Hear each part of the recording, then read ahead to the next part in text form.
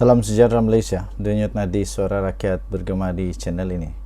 7 wakil rakyat bersatu, mencabar bersatu.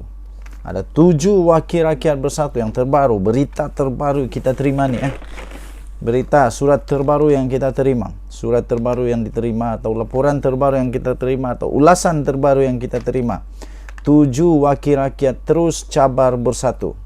Mereka sepakat untuk buat buat bodoh je ketika Tempoh jawab surat arahan parti berbaki hanya 3 hari saja lagi.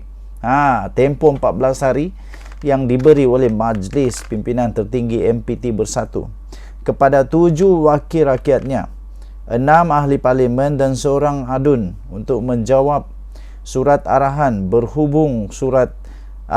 berhubung kesetiaan mereka masing-masing kepada parti cuma berbaki 3 hari sejak lagi. Banyak reaksi dan makumulasi yang didengar. Namun, kesudahannya terserah kepada MPT untuk mengumumkan apa hasilnya selepas 31 Mei. Dalam pada itu, surat pelucutan keahlian yang diterima oleh ahli parlimen Labuan, Suhaili Abdul Rahman, yang berbeza dengan 6 lagi wakil rakyat terbabit, menimbulkan persoalan menarik kepada kepimpinan. Apakah setelah keahliannya dilucutkan, beliau masih perlu mengosongkan kerusi parlimennya seperti diarahkan? Sebab dia dilucutkan, dia dipecat. Menurut akta lompat parti, apakah takrifan, apakah akan terjadi, apakah akibat daripada beliau dilucutkan keahlian itu, dipecat oleh parti? Bukan dia yang keluar dari parti, tapi dipecat oleh parti. Jadi apa takrifan dia? Anda boleh komen.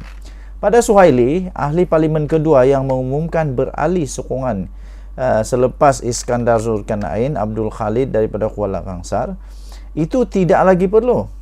Dilucutkan keahlian bermakna beliau tidak lagi menjadi ahli mana-mana parti.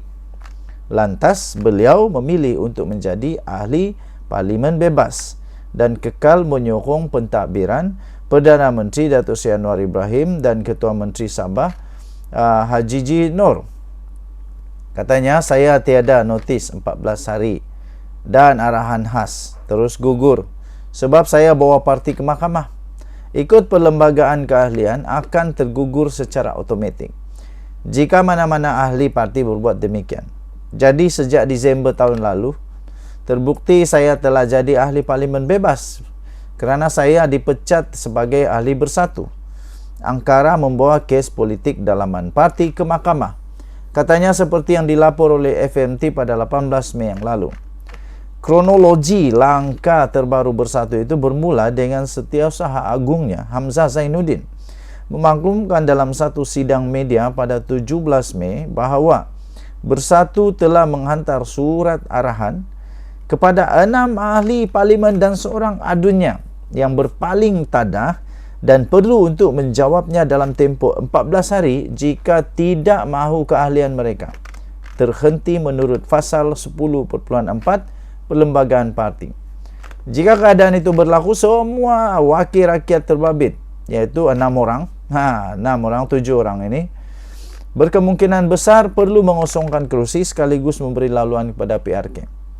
Khusus kepada 6 orang yang telah mengumumkan untuk menyokong sebelah sana, ada beberapa arahan tambahan yang kita berikan kepada mereka menurut surat itu. Menurut kenyataan itu, mereka diperlukan untuk mengakui, menerima dan mengesahkan pematuhan semua arahan dalam tempoh 14 hari dari tarikh arahan tersebut, tegas Hamzah Zainuddin. Surat arahan itu secara umumnya menekankan bahawa sebagai ahli parti, mereka mempunyai tanggungjawab di bawah perlembagaan parti, khususnya untuk setia kepada parti dengan mendukung dasar, matlamat dan tujuan parti. Setiap wakil rakyat juga perlu mengetahui bahawa kepimpinan Bersatu telah membuat ketetapan tidak menyokong atau menyertai kerajaan yang diterajui oleh Anwar, atau mana-mana menteri besar atau ketua menteri, atau menyertai mana-mana kerajaan negeri yang tidak dipersetujui oleh Bersatu, menurut beliau. Tapi hujah siapa yang hendak diikuti di antara pandangan MPT Bersatu itu dan apa yang ditimbulkan oleh Suhaili, sekali lagi ahli parlimen Labuan itu mengulangi, tidak timbul untuknya perlu kosongkan kerusi kerana beliau telah dipecat berdasarkan Perlembagaan Persekutuan, Akta Anti Lompat Parti, yang lebih besar berbanding Perlembagaan Bersatu. Cuma bezanya Suhaili dimaklumkan, sudah dilucutkan keahliannya, sedangkan 6 yang lain itu belum, yang lain itu baru diarah menjawab surat arahan khas Bersatu dalam tempo yang diberikan sehingga akhir bulan ini. Membaca pelbagai tafsiran yang berbangkit pula kita mudah untuk keliru. Pada Sabtu yang lalu, 7 wakil rakyat yang menerima notis daripada MPT Bersatu itu dilaporkan berisiko kehilangan kerusi masing-masing sekiranya mereka gagal untuk memberikan maklum balas. Ini berdasarkan pandangan pakar perlembagaan Profesor Madya Dr. Muhammad Fatih Yusof, bahawa notis itu dilihat mempunyai arahan khusus yang perlu dipatuhi oleh wakil rakyat terpabit. Ini kerana di dalam notis tersebut terdapat arahan khusus perlu dipatuhi dan kegagalan mematuhinya menjadikan mereka tidak lagi dianggap sebagai anggota Bersatu, katanya. Sambil menambah, jika dirujuk kepada perkara 49A, Perlembagaan Persekutuan dapat difahami bahawa wakil rakyat yang tidak lagi memberi sokongan kepada Bersatu dan gagal mematuhi notis dikemukakan tertakluk kepada risiko hilang kerusi. Beliau berkata begitu. Okey, jadi walau bagaimanapun, pandangan itu berlawanan dengan Hanif Katri Abdullah, Peguam Kanan. Pada 19 Mei lalu berkata, wakil rakyat Bersatu terbabit berhak mengabaikan surat arahan dihantar kepada mereka kerana pindaan Perlembagaan Pertubuhan Malaysia yang diluluskan oleh Jabatan Pendaftaran Pertubuhan Malaysia, JPPM, berkuat kuasa 1 April lalu tidak memberi kesan untuk kerusi dikosongkan.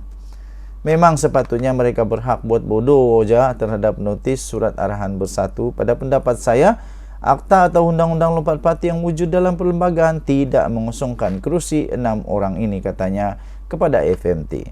Sebaliknya, tambahnya, Bersatu perlu segera menghantar notis kepada Speaker Dewan Rakyat Johari Abdul selepas tempoh 14 hari surat diserahkan untuk dijawab wakil rakyat terbabit tamat.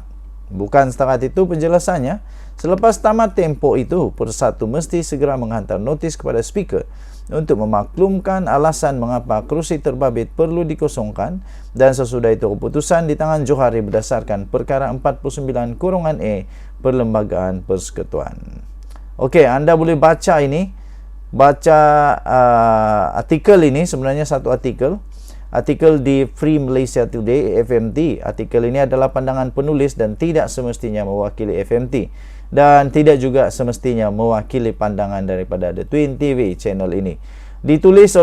Artikel ini ditulis oleh Hishamuddin Aun daripada Wartawan Kedet 1979 hingga ke tahap Ketua Pengarang Hishamuddin Aun berpeluang mencuba serba-serbi, tetapi sukan, terutama bola sepak, paling dekat di hati. Okey, anda boleh baca ini di Free Malaysia Today bertarikh 28 Mei 2024. Tajuk dia, 7 wakil rakyat terus cabar Bersatu. Denyut nadi suara rakyat bergema di channel ini. Bye-bye.